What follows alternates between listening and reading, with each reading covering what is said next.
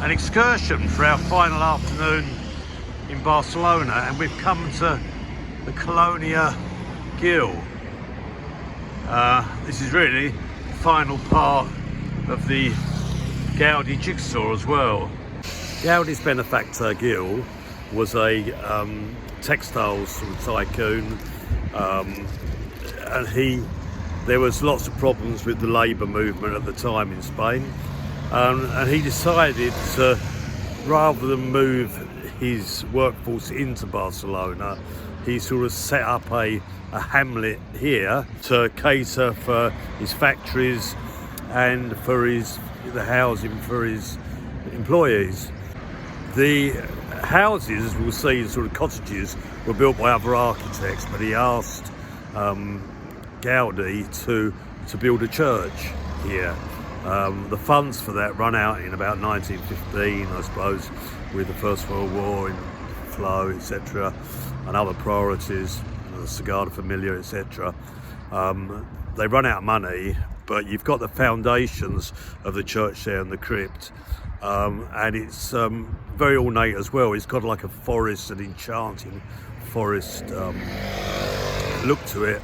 And Gaudi experimented in the crypt with pieces of string, etc., to make sure the weights were correct. So there's a big story about it, and I won't talk anymore. Let's actually go and see the story and see what we make of it.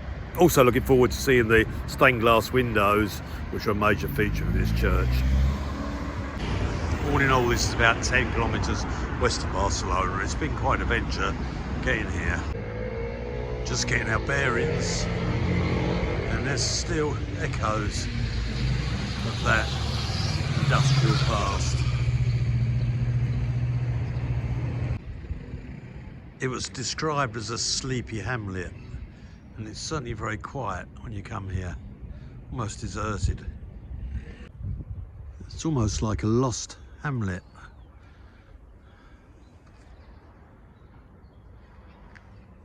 Quite a surreal sort of atmosphere about it.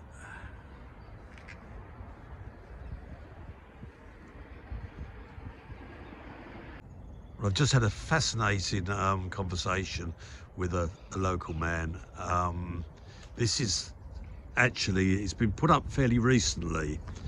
I don't know how to phrase this, by sort of left-leaning organisations, and it's a symbol of all repression. So it would include the Spanish Civil War, everyone who's been sort of repressed or has died for the cause of freedom. So it would include victims and those who fought in the Spanish Civil War, Second World War, and many of the conflicts since and ongoing. So it's caused some division, generally, as far as sort of people who don't fit that narrative automatically being labelled far right. His uncle, I think, was about to be shot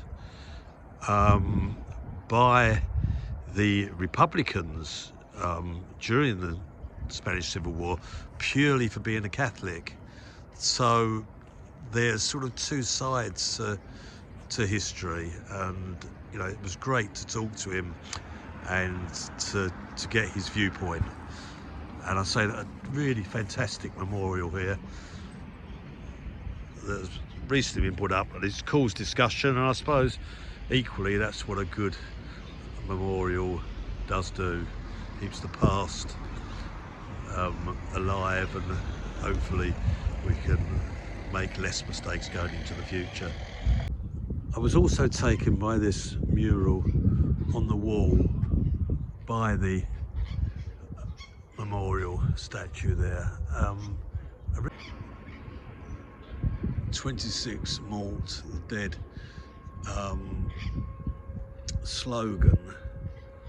I presumed it was to do with the pandemic, but I think it is more a general message about repression, and I'm not quite sure whether 26 people have died, but I will research that later. So quite a deep meaning in this wall.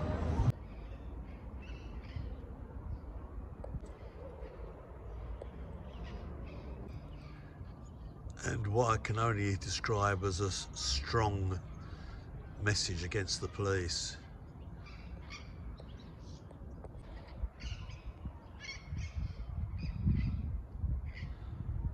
So if anyone does watch the channel and can add some more info on that, be more than interested to find out.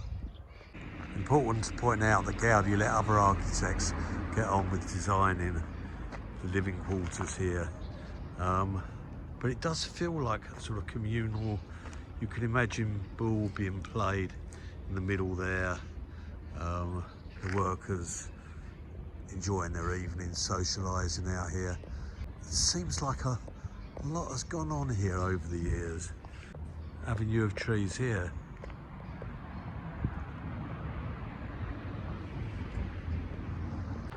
I've never been to Chernobyl, but the atmosphere here and the abandoned playground.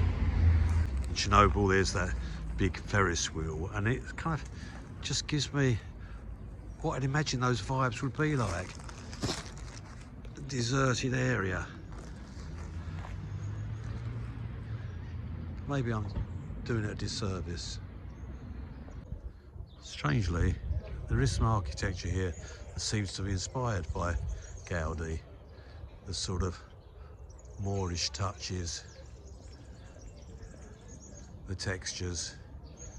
So it'd be quite interesting to see what's in the rest of the town.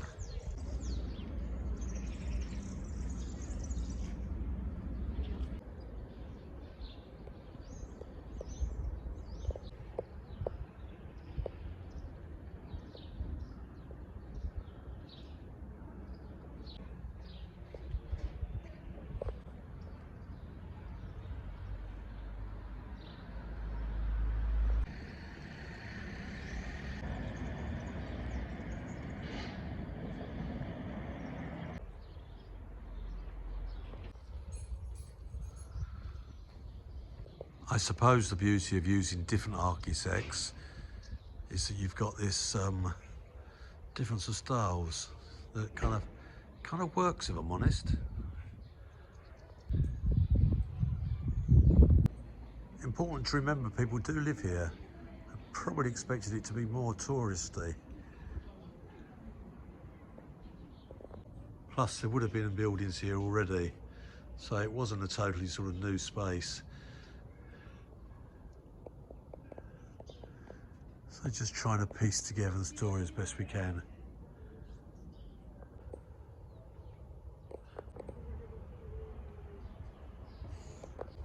Those remind me of Gaudi type gates, but are they?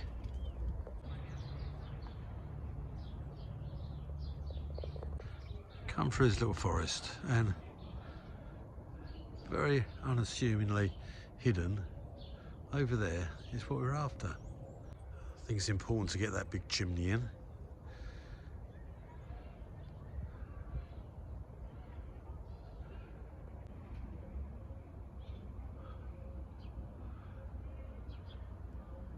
Excellent little tourist information centre here.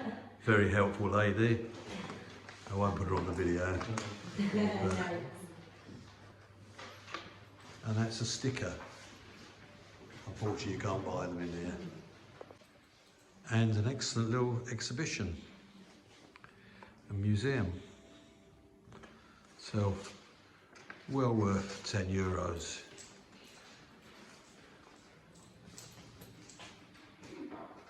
Interesting fact to add to our Spanish Civil War video that we're doing here as a sort of byline. 1936, important day, Spanish Civil War, and the factory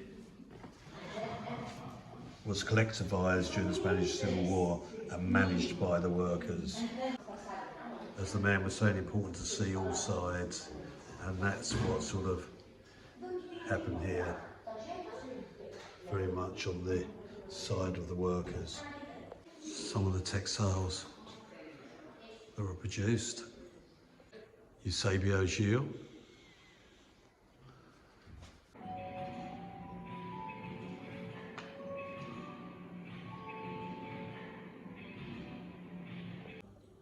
Types of textiles. And you can see all those vivid colours, funny enough, in Gaudi's work. Discuss.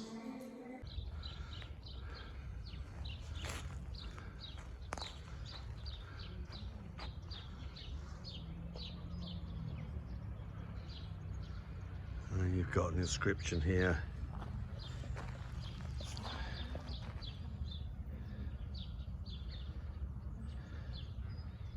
For how long the crypt took.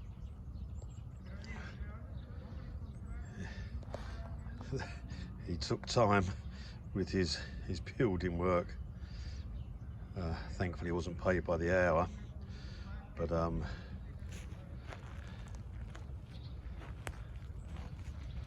that was the stone for the 75th anniversary of the commencement of the work. So it's a story, a long time in the telling. This is right by the entrance, and even this looks like it's been one of Gaudi's sculptures. So I don't think he left any detail to chance. I don't know how to describe this shape. Almost like animal legs, dinosaur, or even something from War of the Worlds. It's incredible shape. Gaudi experimented with string, etc. in the crypt to see if this would hold the weight, and miraculously, well, not miraculously, scientifically it does. So amazing colours, incredible. I can see why I was so fascinated drawing these stained glass windows. Amazing detail in quarry stone, the tiles again. I won't do the top tiles joke again, but incredible structure. Look at this, say dinosaur legs, elephant's feet, dinosaur legs. Absolutely amazing. It was going to be huge, this church, but as we said, the money ran out. So it was just the crypt that was finished. Can you imagine what it would have been like?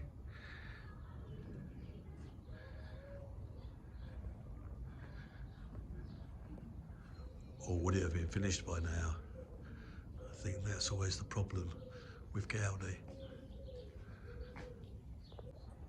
Tantalising glimpse of stained glass inside there.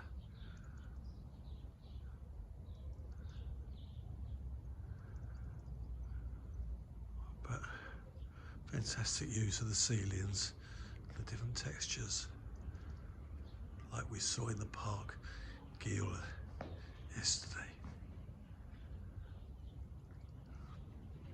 I'm straining my neck to get to this one.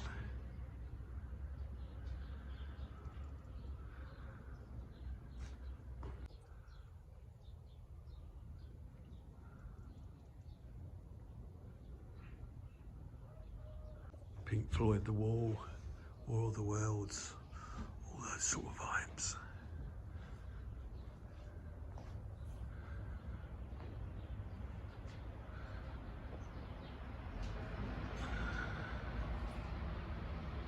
Incredible.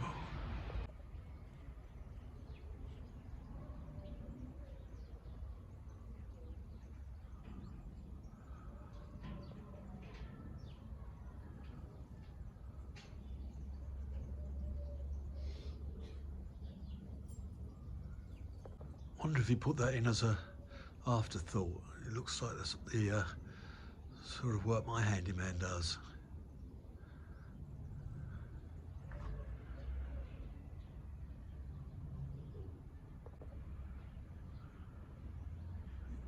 incredible shapes, incredible use of the tiles. Random animals. Looks like a dolphin or a whale.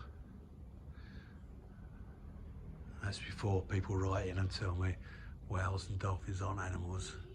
You get the drift.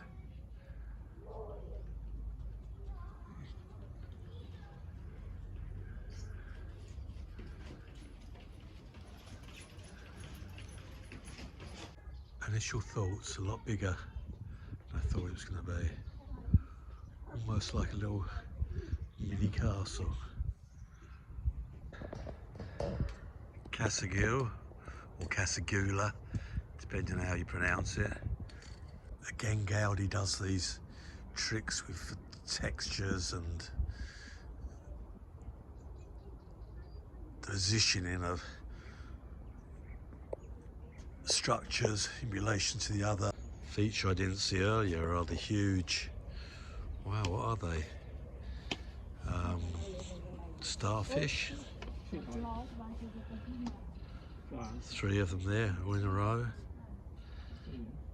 Again, the connection to nature, which is incredible. A bit like with Casamila, you can see the thought processes on how he builds without straight lines. The Casamila, he actually built the first underground car park using that principle, but you can see, you can imagine how it would be constructed underneath. Big open space here, and then this sort of turret design. Most of his other turrets have been more ornate than that. And then we've got this sort of mini Stonehenge affair. And that's one hell of a bell end. Look at that. Strangely, because it's unfinished, it gives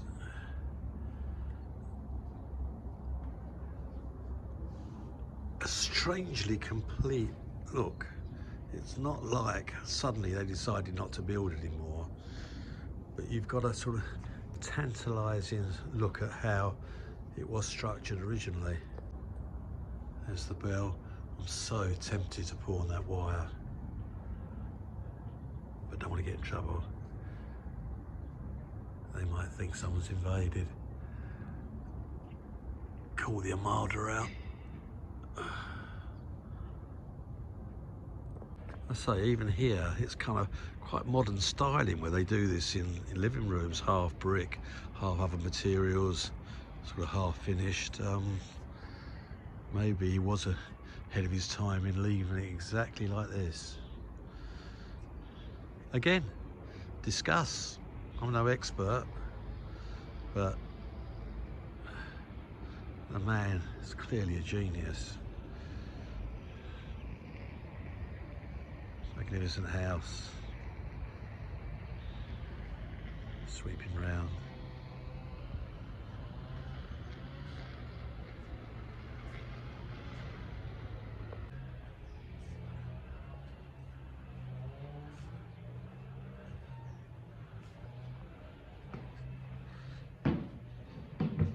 Try not to trip.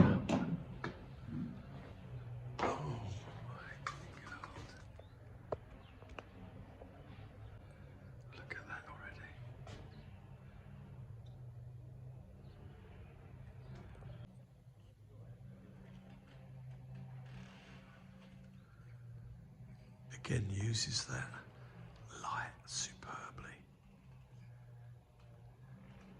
to complement the windows.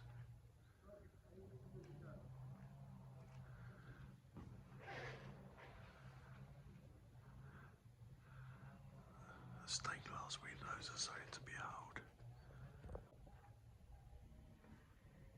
Detailing. Look at this shell. Used as a water fountain.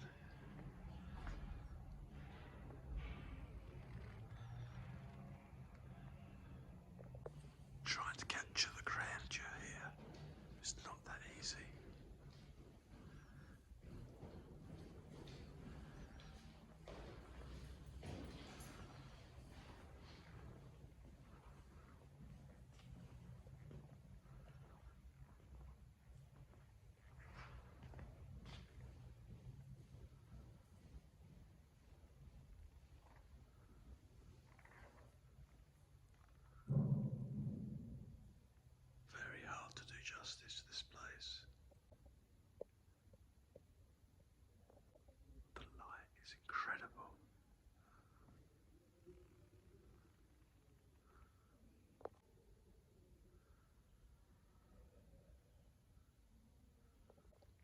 We saw this type of furniture in Casamila yesterday. Perfectly suited to the body shape. Absolutely. But still elegant, but very, very functional. Perfectly suited to the shape of the body. We saw an example of a handle being turned, suiting completely the shape of the hand. This is another example. It's got the pillars, and I say he experimented with strings and scale models to make sure this would live up to it.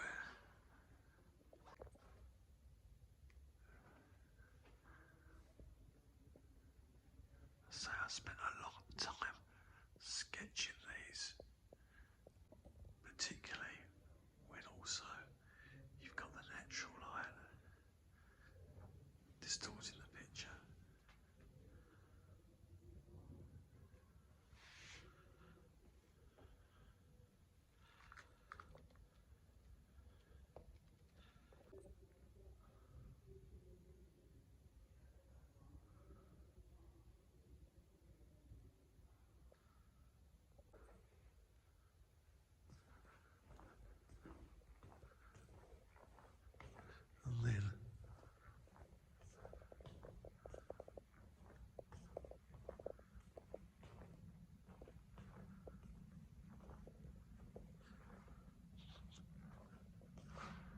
And then you get another bit of light and the colours just appear.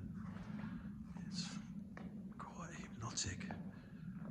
I've got to be careful not to hit into any pillars or dislodge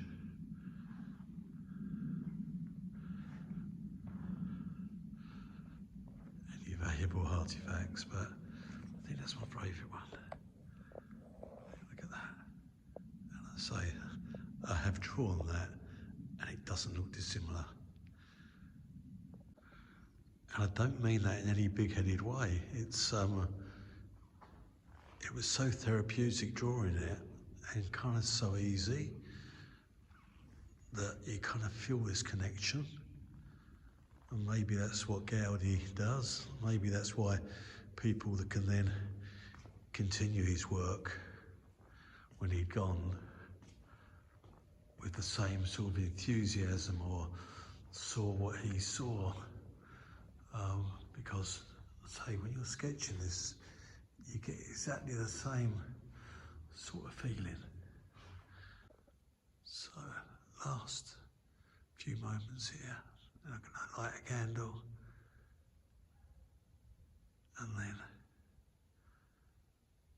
my time in Barcelona is unfortunately coming to an end. We've had a fantastic time. It's been brilliant, and I think this is a absolutely memorable end to the documentary and the visit to this wonderful city.